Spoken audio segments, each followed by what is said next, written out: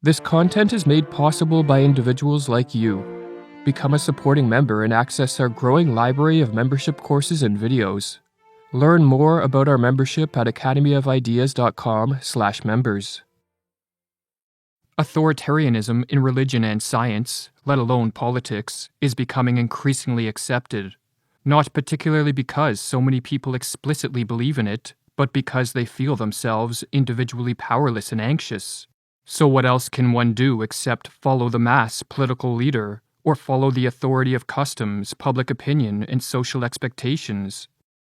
The American psychologist Rollo May wrote these words in 1953, and in the decades that followed, the West tiptoed into tyranny. A mass surveillance state was established. Free speech gave way to increasing levels of censorship. Statist bureaucracy and stifling regulations invaded ever more areas of life, and tax rates reached levels that in the past would have caused a revolution. However, in recent years, this tiptoe into tyranny has turned into a sprint, as some Western countries are flirting with full-blown totalitarian rule. But the existence of power-hungry and psychologically disturbed politicians who desire total control is not what makes our situation particularly precarious, for such individuals exist in all ages. Rather, our troubles lie with the fact that very few people possess the one virtue that can turn the tide back in the direction of freedom, that being the virtue of courage, and as Alexander Solzhenitsyn warned in 1978, a decline in courage may be the most striking feature which an outside observer notices in the West in our days. Should one point out that from ancient times declining courage has been considered the beginning of the end? In this video, we are going to explore how a hyperconformity and blind obedience has infected the West and, in the process, crowded out the cultivation of courage. We will discuss how a widespread cowardice is permitting the rise of authoritarianism, and how a rebirth of courage is the antidote to our precarious political predicament. The pathological conformity that infects the West is generations in the making and the result of a confluence of factors. It is driven by a value system in which social validation occupies a preeminent position. It is furthered by the use of social media and the fact that success on these platforms is achieved by virtue signaling and conforming to the moral flavors of the day. It is also a product of an education system which deifies the democratic ideal and promotes the rights of the majority over the rights of the individual. These factors, combined with others, has created a society of hyperconformists. And as Rollo May explained, the opposite to courage, in our particular age, is automaton conformity. One of the ways that Western conformity manifests is through a blind obedience and a pathological need to follow rules. Most people believe that to be a good person is to be a compliant person, and to do what one is told by those in positions of political power and their lackeys in the media and celebrity culture.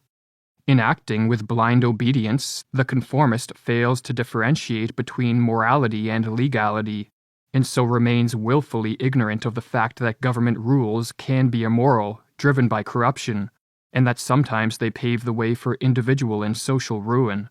Or as Rollo May explains, our particular problem in the present day is an overwhelming tendency toward conformity.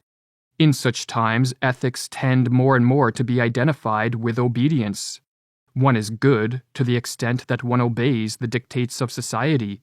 It is as though the more unquestioning obedience the better. But what really is ethical about obedience? If one's goal were simple obedience, one could train a dog to fulfill the requirements very well. To see other people exercise independent judgment, self-responsibility, and self-reliance disturbs the conformists' belief in the value of obedience and so threatens their sense of self. It is not the case, therefore, that the conformist obeys while permitting others the freedom to make their own choice. Rather, as Stanley Feldman explains in a paper titled Enforcing Conformity, people who value social conformity support the government when it wants to increase its control over social behavior and punish nonconformity. Valuing social conformity increases the motivation for placing restrictions on behavior. The desire for social freedom is now subservient to the enforcement of social norms and rules. Thus, groups will be targeted for repression to the extent that they challenge social conformity. When a majority advocates for the government enforcement of conformity, a society places itself on what the psychologist Irvin Staub called a continuum of destruction. As the government uses coercion and force to punish a non-compliant minority, the majority rationalizes their support of such authoritarian measures by further demonizing the non-compliant, thus leading to increasingly severe government measures.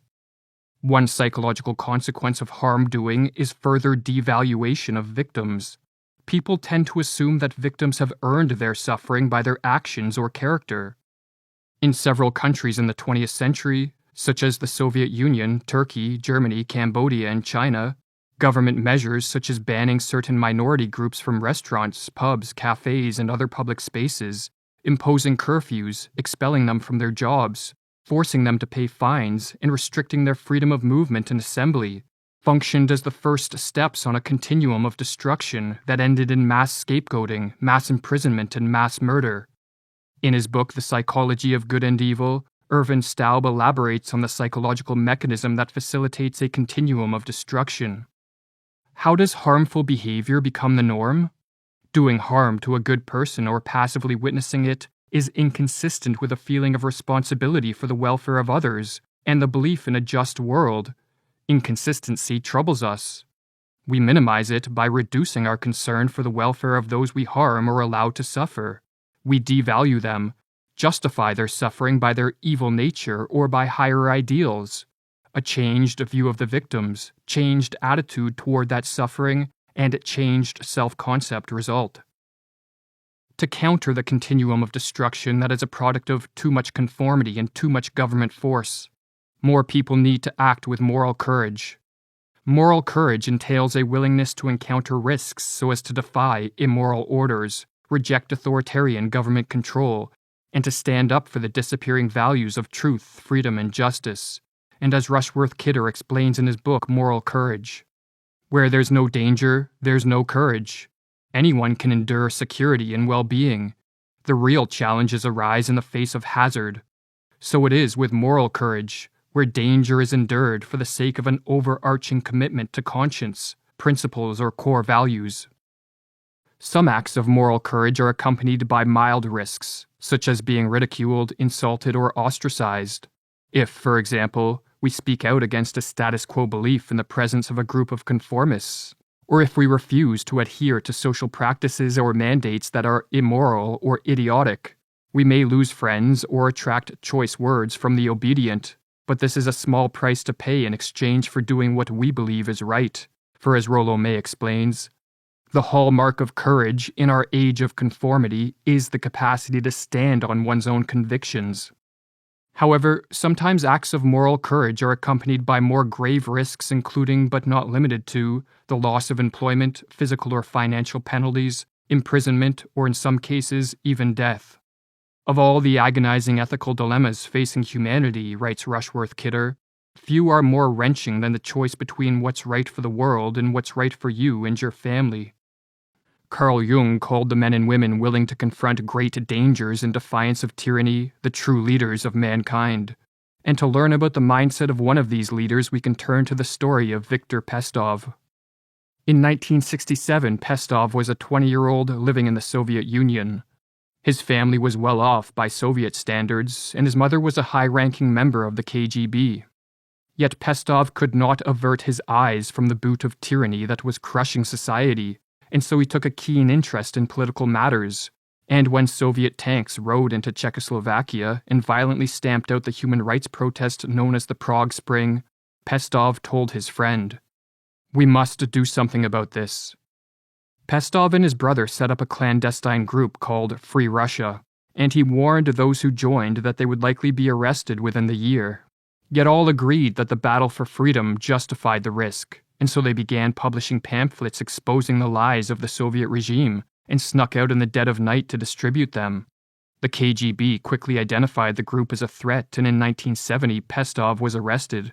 His mother was fired from the KGB and never allowed to work in Russia again, and Pestov was sentenced to 5 years in a Soviet prison camp. Pestov decided to stand up to the Soviet regime and therein place himself and inadvertently his mother in great danger because he could not in good conscience sit idly by as a corrupt regime of thousands destroyed the lives of millions. He understood that if he did not stand up for the freedom of others, he could not expect others to stand up for his, and that if nobody did anything, everyone was doomed. And so, he chose to face danger, to fight for freedom, and to place a portion of the fate of society on his back. He saw himself as fighting against the malevolent idea that someone will think for you, someone will make decisions for you, and as he explained, a person should be the master of his own fate.